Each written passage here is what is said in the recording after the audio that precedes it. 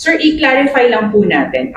Today, naglabas po tayo ng listahan ng 21 pangalan na inirekomenda na po ng NBI na prosecution. Yes, merong hindi kasama. Sino yung hindi kasama gusto niyong tanongin? Sir, una po muna, si Speaker Romualdez. Wala pa kasi yung DUTERTE affidavit pa lang ang lumalabas.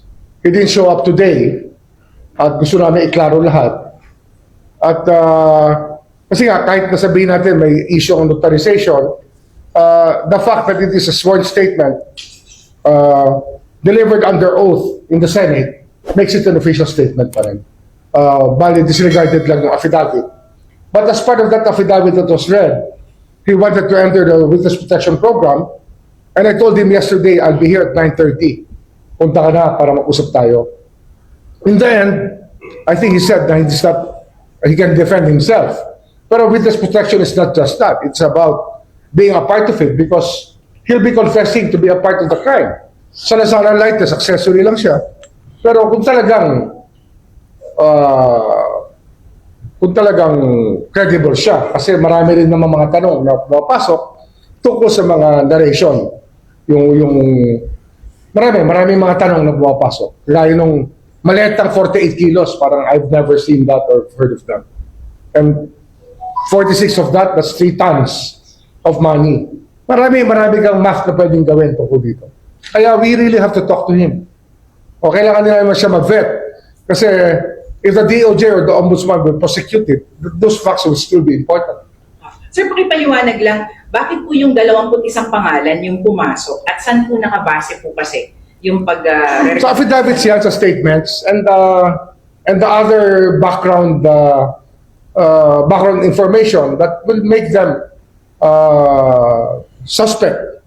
Yung nga, sinasabi ni Senator Estrada, she's vulnerable. It's true. Kasi nga, he has a prior record. So, it's part of the memory of people. Di ba? Wala tayong magagawa. Kasama talaga yan sa hirap ng pagdadaanan niya.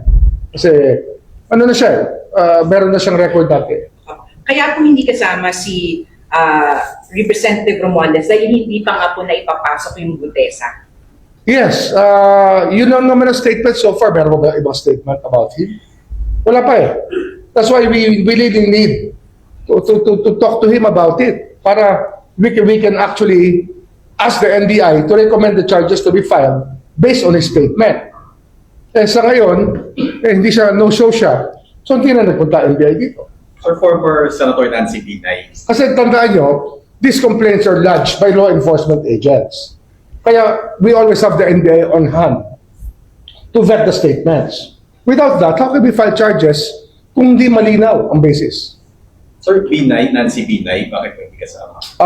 We're working on it. Marami pa yan. Marami pa kaming kailangang kasuhan. Hindi lang talaga kaya sabay-sabay. And besides, we want to work with the ICI already about all of these people who have to be brought to court. And we want to see the point of view of the ICI and seek advice also. They were chosen because of their wisdom. To seek advice about how we go about collating the evidence, since Babe Singson is there and he's very knowledgeable about that. Sir, paglilinaw dun sa mga freeze orders sa mga info, sino lang po yung inirekomenda ninyo? Basta yung listahan na nandun. I don't have the records right now, but the list that we released, yun. You can ask Miko about the list. The list of the people that were recommended for freeze orders. Kasi ano yan eh, once there's a complaint filed, we bring, although it's still on case build-up, we bring it immediately to the outlet so that they can secure the necessary freeze orders required by law. Sir, But once we bring it to the AMLA, we consider it done. Sir, ano po yung sakop ng freeze order? Kasama related interest. The person, the corporation, and related interests are part of it. Yes, sir. On Zaldico, may blue notice tayo. Well, we're working on it, yes. I'm asking Assistant Secretary Eli Cruz to help us with the blue notice. But of course, the statements of Zaldico, we're still digesting them for these to be properly... we're still digesting all of it. Kasi nga, massive information na dumating the past 2 days. And it's not that easy to digest everything. Sir, pakilinaw lang po, pag sinabi pong blue notice, ano lang po? Ano yan? To give us information on their whereabouts and how they're going about their business. Ano yan? Para person of interest yan sa because Interpol is being notified that they are subjects of an investigation, of criminal investigation. So sir, i-apply pa lang po siya sa Interpol. Ano po? I-apply pa lang. Pero we're working on it already. Sir, you mentioned na nila-justify yung information. Siyempre, alam mo, you're talking about different affidavits with so many details. Unless you have a photographic memory and a complete ledger in your mind, it's very hard to just say, I know everything. You have to have a matrix and basta yung usual ways, tools of deciphering and mapping out the participation of each person in each activity. So sama po, masasabi po ba natin nasa Europe siya, nasa Asia, or As a European, Spain? Spain or France. A lot of text messages are coming in that is in France. Sir, So yung mga diskaya, wala sila dun sa 21, bakit po hindi po pa sila nababanggit pa? And actually, ang Diskaya may cases na na-file dyan eh. Hindi naman kami nag-file. Sino ba nag-file dito? Was it Vince Dison? I think Vince Dison filed the case already. Kaya they have freeze orders already. Kaya hindi sila kasama sir doon sa... Kaya hindi sila kasama nun kasi nauna na sa kay Vince Dison yan.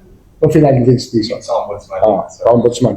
pero sir, marami Kasi ano yun eh, that already alarms the NAMLA when a case is filed that they have to go to work. Kumbaga sir, parang hindi na doble-doble yung sa ombudsman yun na yun. Yun na yun. Yun na yun. Kasi yung AMLA naman will have to move once lang para ma-freeze mo yung account eh. Tsaka yung related interest nila. Pero sir, yung 21, hindi lang yan 21, madadagdagan. Well, syempre marami yan. Yung pagka yung Diskaya, na-vet namin lahat ng Diskaya statements, mas marami yan. And it's going to be congressmen.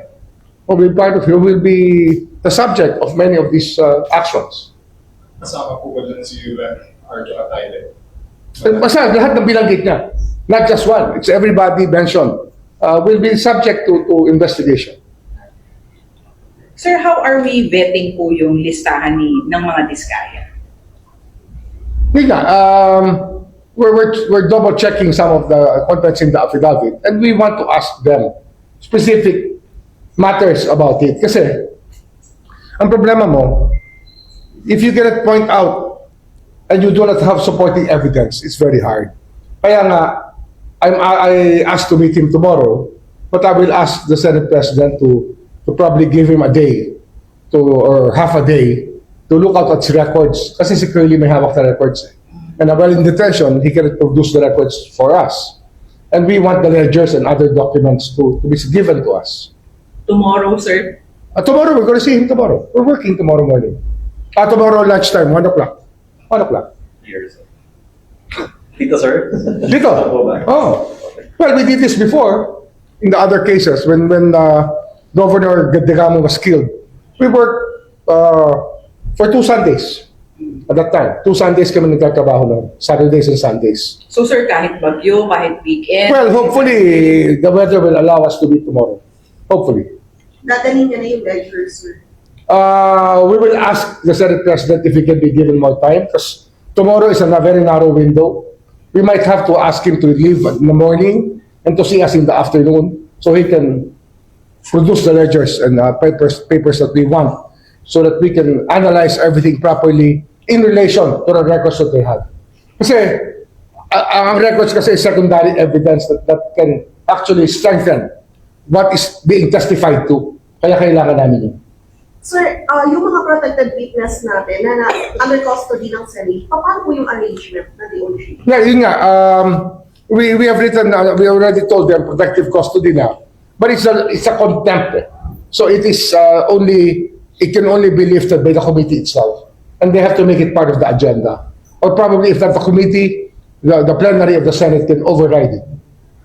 So ang nagpo-protecta muna sa kanila sir, o saan muna? Since under... O saan muna, kasi hindi naman namin kailangan pumunta ron at meron namang protection.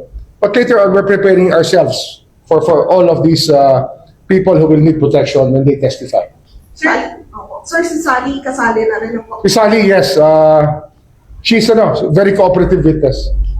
We learned a lot from from the few hours that we spent with her. Okay? Sir, may dadagdag ka? Marami pa to. The work will go on. The work will go on.